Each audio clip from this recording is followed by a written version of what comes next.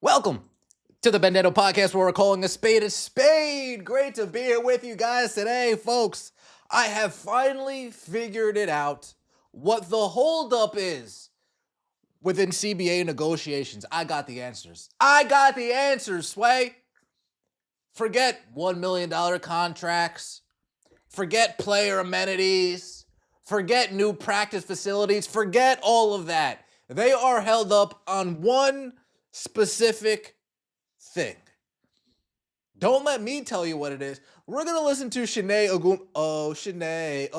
gonna let Chiney Ogwumike tell you what the holdup is. Follow along and let me know if you can pinpoint it. Look at this. Ta-da! I bet y'all noticed there is a new trend in the WNBA, a new pipeline for head coaches. It's the NBA. Friday, the New York Liberty announced that they chose to hire Golden State Warriors assistant Chris DeMarco as their next head coach. Now, what does this mean in the big scheme of things? Well, here are the pros. In my opinion, the ultimate goal is always for people to realize that basketball is just basketball, no matter who is playing, whether you're in the NBA or the WNBA. It's all good hoops. For a very long time, people thought that the standard for meaningful opportunity in this industry was being associated with the NBA. Trust me, I know this a little bit personally. The list with ties is starting to get super long. Becky Hammon, Natalie Nakase, Nate Tibbetts, Alex Sarama, Sonia Rahman, Tyler Marsh, and now Chris DeMarco. For additional context, there are more coaches in the NBA than there are players in the WNBA. So getting a promotion to head coach in the NBA, especially with how they recycle respected names, probably seems really difficult, nearly impossible. Is it a promotion? I had to. We're having a good time today. But you know what they say, money talks. With coaches making well over $1 million, the WNBA is... Wait, Chiney, your sister knows all about money talking, right? Shout out to Project B. Money talks, bullshit walks. I hear you. Is now becoming a destination for opportunity. I'm sure people are noticing that if you're not getting hired from the NBA, you're most likely now coming from college. Lynn Roberts, Carl Semesco, and Jose Fernandez. And this leads me to my cons. It's getting increasingly hard for aspiring coaches or even former players to win from within. Internally, the WNBA has some of the brightest minds. Christy Tolliver, Breon January, Karima Christmas Kelly, Lindsey Harding, who is currently with the Los Angeles Lakers. Entering last season, Noelle Quinn was the only Black female head coach in the entire WNBA. And now the count is at 0. Clearly, all eyes are on the WNBA and its head coaches, but I hope we also never forget who helped pave the way. That's Chiney, I absolutely agree. Don't forget the NBA owners and David Stern who helped pave the way. I absolutely agree. But something tells me that's not what Chiney was referring to. So something tells me that's not necessarily what Chiney was referring to. This is Chiney Ogwumike race baiting. Playing the race card. Oh my God, there's not enough Black women head coaches. Teresa Weatherspoon, she was fired a couple years ago for tanking the season.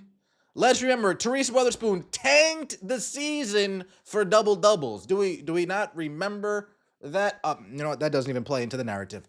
Noelle Quinn, 2 seasons in a row, Noelle Quinn has been accused from her players for fostering a toxic environment within the locker room. So much so, World Jewel Lloyd said, "Get me out of here now." We ain't gonna talk about that. But furthermore, the fuck does it matter? Furthermore, what does it matter that there are no Black women head coaches? Who is qualified for the job?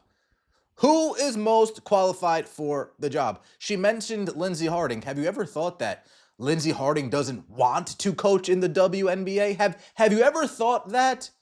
Have you ever thought that some of these coaches that she named, Breon January, Karima Christmas Kelly, have you ever thought to yourself, I like what I have going on here in the Indiana Fever. I'm not going to jump this shit before I see this to the end.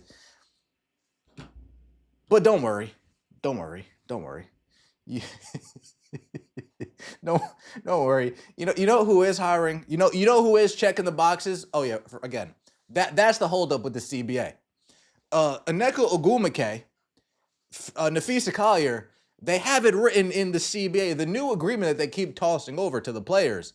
A minimum of 4 black women head coaches need to be present in the league at all times. And Adam Silver's just not agreeing.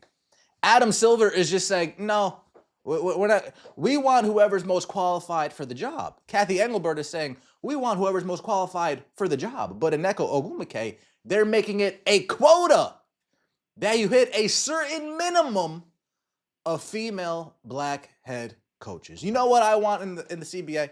You know what I want? I want some straight women head coaches. How about that? How about we make a minimum of straight women head? No, that doesn't quite hit the same, does it? That doesn't quite hit the same, does it? Unrivaled acquiesced to the demands. Unrivaled said, you know what? We are going to lean all the way into that.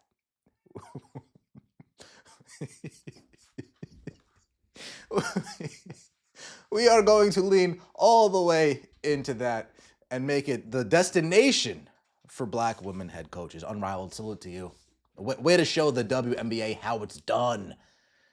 How you put the people in power who helped build this league. You're telling me Chrissy Sides doesn't deserve to be one of these unrivaled head coaches? You're telling me Christy Sides doesn't deserve to be one of these unrivaled head coaches? You're telling me Letitia Trammell doesn't deserve to be one of these unrivaled head coaches? Oh, I'm upset. I am upset. But this isn't Chiney Ogwumike's first time doing the whole race baiting thing. You remember when she had to apologize after attacking a certain fan base after the investigation hoax perpetrated by Angel Reese in the Chicago Sky?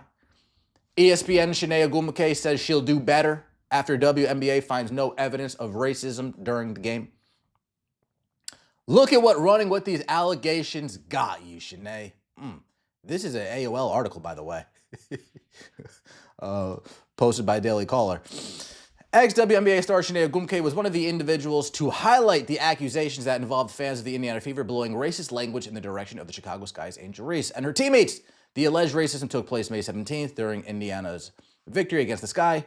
As we all know, the WNBA ended up launching an investigation, and right in the middle of it, Ogwumike started parroting others' accusations of racism that ended up not being substantiated.